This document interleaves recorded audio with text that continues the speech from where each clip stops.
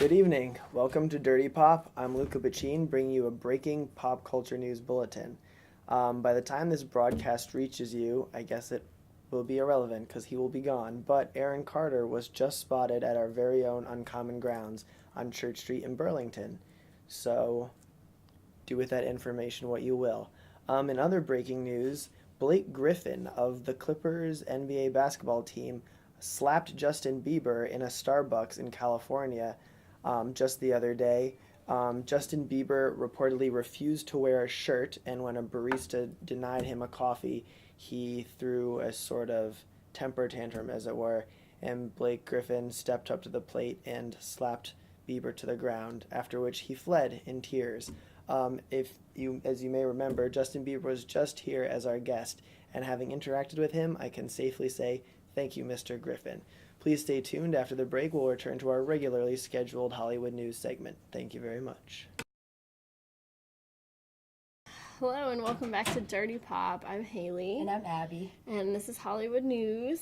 We're going to start out with some big Kardashian news. Kendall Jenner, who is becoming the most famous of any of the Kardashians. It's like once she hit 18, she's just making it. Yeah, I don't think that's a coincidence. No, I don't think anyone She was spotted first row at London Fashion Week with Anna Wintour, who's the editor of Vogue. A very coveted spot to have, obviously.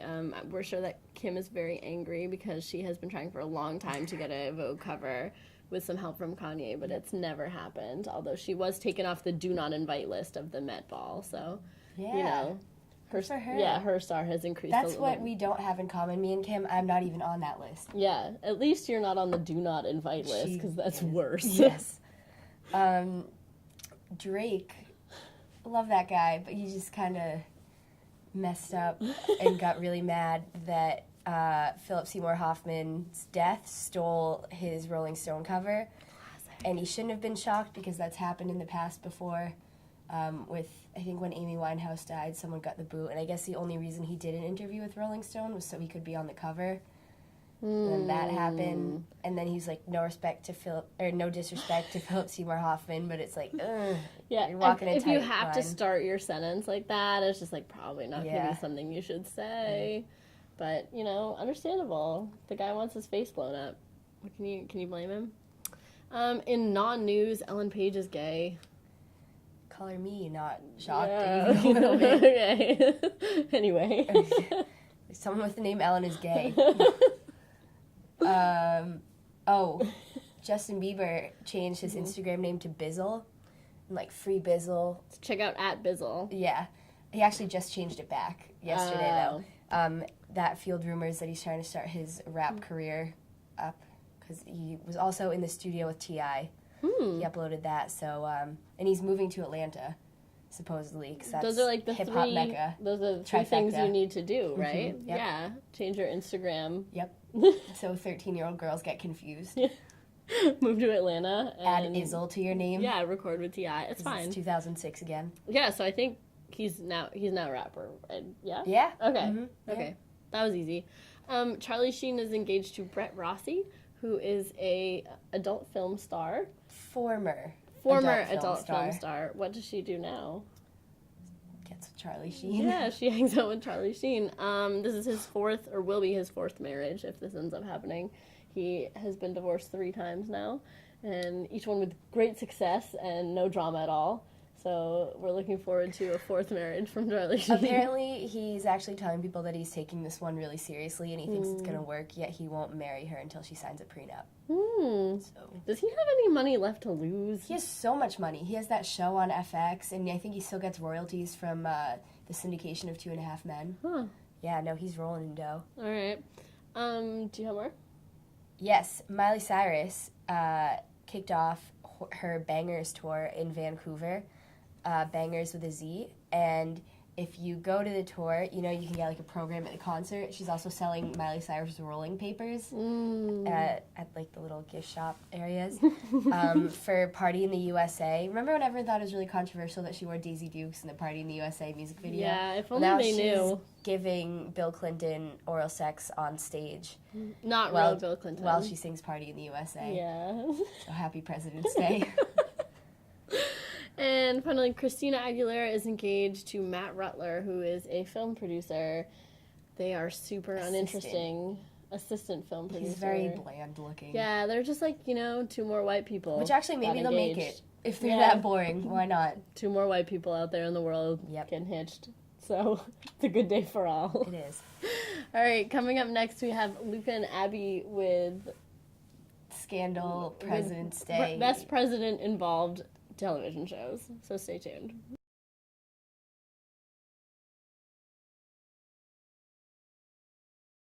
Welcome back to Dirty Pop. I'm Abby. And I'm Luca. And we're going to talk about a presidential TV shows in honor of President's Day. I know I spent my President's Day by lying in bed with my kitten and watching the History Channel. They had some really interesting documentaries on the presidents, but also I love Scandal. And I love House of Cards. Whoa. Who knew? Look at us. Yeah. I watched Scandal with my mom. It's my guilty pleasure. I did not think I'd like it, and that I love it so much. It's great, and it actually is very politically savvy and somewhat accurate. They predicted a lot, like hostage situations in the NSA, and she also has an affair with the president, which Haley told us last week. Beyonce is as well, so there's that real-life connection. I saw that, and also, spoiler alert, in the second season of House of Cards, there may potentially be an affair between the president and one of his aides. What? So stay tuned on news for that. Yeah. Also, The West Wing, classic. Can't go without mentioning that. So I great. watched it with my parents when I was little. I think when I was too young to really understand it. I just thought it was cool that they were always like in their Walking suits and fast. walking quickly and talking about important things. I really liked that. Yeah, do you think Aaron Sorkin is a crack addict and he just writes really fast and that's why they talk so fast? Okay. Yeah. And he invented that format of the walk and talk. Right. So, I mean, I have so much love for Aaron Sorkin. Do you watch The Newsroom? Oh my god, I love The Newsroom. Love The Newsroom. Inspires me every day. Also tune into Newsday, Friday afternoons on UVM TV. And The Social Network, one of my all-time favorite movies. That was also David Fincher, wasn't it? Yes. Who I really like. Who then directs House of Cards. Look how that happens. So symmetrical. Everything came together. All together. Yeah. I need to get more into House of Cards. I started watching it once, and then I was just kind of like, this is like Scandal, West Wing, like everything I've seen. Oh, no, it's so much better. And it's so different. The West Wing is such like an optimistic show. Yeah, it House makes you of feel Cards patriotic. is so dark. But I also love it because everyone, like, Frank Underwood is just so brutal, and I have so much respect for him for that. Also, I think of American Beauty way too much when I see Kevin Spacey, and that's a weird connection to make when you're watching I a think of political Seven show. Oh, when I see Kevin Spacey. Seven. Yeah, does he ever do, light, campy movies?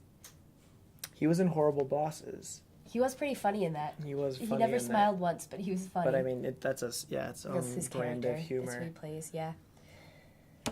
Well, thanks for sticking with us when we went on that shapeless journey through our television history, presidential-related past. And enjoy your President's Day. May it be filled with patriotic acts. And coming up next is a segment with two people. I think Joe Tang and Allie. Hey, welcome back to Dirty Pop. I'm Joe. I'm Allie. And these are the best kissing scenes of all time. So, do you want to go first? Sure. Well, I think we narrowed it down to TV shows, or at least I did. Yep. That are really great scenes. My top one, actually, I'll just start with it. Is the Office scene when Pam and Jim finally get together. Aww. It's everyone's favorite moment in that whole show before it jumps the shark later. But at the time, it was great. It was I've gone back and watched that so many times. I watched it on Valentine's Day last year. I forgot this year, but it's a great scene. It's the culmination of this relationship that I love to watch, and it was a great thing. Great matchup. I liked it a lot.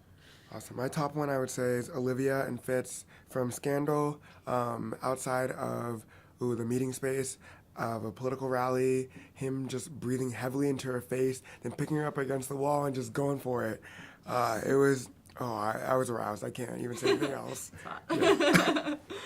All right, well, my next one is from New Girl, which all you New Girl watchers out there will know, the culmination of Jess and Nick finally hooking up. I don't know if you watched that show, but it was so unexpected, and there was all this sexual tension for so long, and it just kind of happened so randomly. I thought it was great, and I just was so happy. It's good stuff. My next one is Carrie and Sebastian from the Carrie Diaries. First season, it's actually this first episode.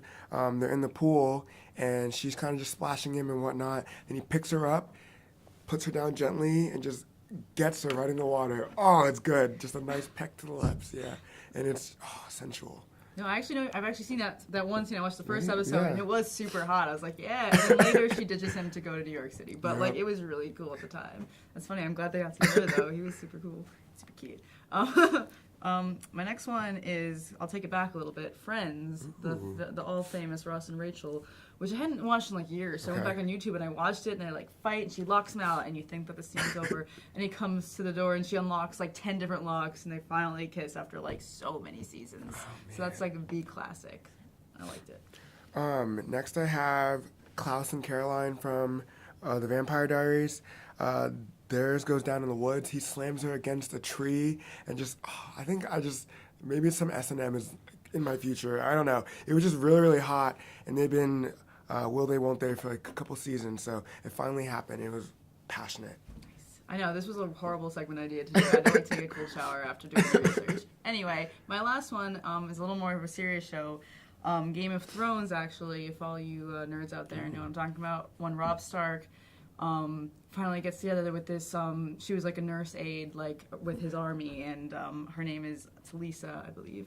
And they just like, she tells him a sad story about how her brother was like drowning and some slave saved his life. Okay. So she decided never to live in a slave village and to become a nurse. And it was so beautiful. And he's like, oh my God, I'm not going to marry the girl I was promised to. I'm going to marry you. And it was like super hot, and they just like immediately get naked. Unfortunately, it leads to their ultimate demise, but it was like awesome in the moment. Totally sexual. It was great. Last one I'll do is from Teen Wolf. I'm gonna do Derek and the Duroc, which was like a crazy monster. He's on the verge of death, and he's having passionate sex with this monster who becomes like a really beautiful woman, and he's also healing at the same time. So her giving it to him is healing him. So it was heavy. It was good. So stay tuned for more Dirty Pop. Another segment is coming up next. Hello, welcome back to Dirty Pop. This is the Jack Steele Minute. Clock starts now. Top 10 Liam Neeson movies. Number 10, The A-Team, I Pity the Fool. Number 9, Clash of the Titans, my man was Zeus. Number 8, Battleship. He was like, Rihanna, chill the fuck out. Rob Roy, I can't curse, can I? Rob Roy, number 7. Number 6, Ponyo. Animated Liam Neeson's though? Come on now. Number 5, Dark Man. My man's face was changing. Straight changing his face. Number 4, Dark Knight Rises. Killing it. Great movie. Top 10. Let's go. 3, Love Actually. Christmas is all around us, and it really shows. Number 2, The Grey. My man was killing wolves. Mowing them down. And number 1, the incomparable Liam Neeson's. And I have like 15 seconds left, so let's just talk for a second. Taken. The movie Taken is unbelievable. Sex trafficking. His daughter's kidnapped in France. What's he going to do? I have a very special set of skills. Kill some bitches. This has been a Jack Steele Minute. Hey, welcome back to Dirty Pop, and these are your tweets of the week.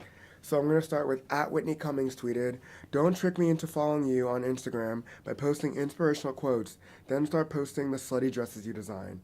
Many times has this happened to me as well. A nice girl posts something from Bill Cosby or something about Black Power, and I'm like, yes, I'm all about it. Then it's just pictures of her being a ratchet-ass mess, and I don't want to buy any dresses. I'm a boy. So next tweet. @Joel McHale tweeted, "New York City has turned into a giant blended margarita. I'm assuming you've been day drinking." Apparently, Joel McHale lost his wallet and his phone in the back of a taxi, so I would advise you, Joel McHale, stop hitting the bottle before noon. Next tweet. @I'm Kristen Bell tweeted, "Bob Costas, reporting live from the set of Frozen, #Disney Frozen." We'll insert a picture right here. And it's literally just Bob Costas sitting in a blue room with just icicles and whatnot, with his pink eye. This is before he decided he shouldn't be on the air with some nasty gunk in his eye. Speaking of the Olympics, I heard it's nothing more than beautiful athletes, so beautiful people having crazy sex all over. There's a Olympic Tinder, Grinder, same thing, I don't know. And lots of homoeroticism, so people are just coming out in public to get back at the Russians. We love that cultural racism. So that's another episode of Dirty Pop. Tune in one more time next week, same time, same place, and we'll see you soon. Okay, bye.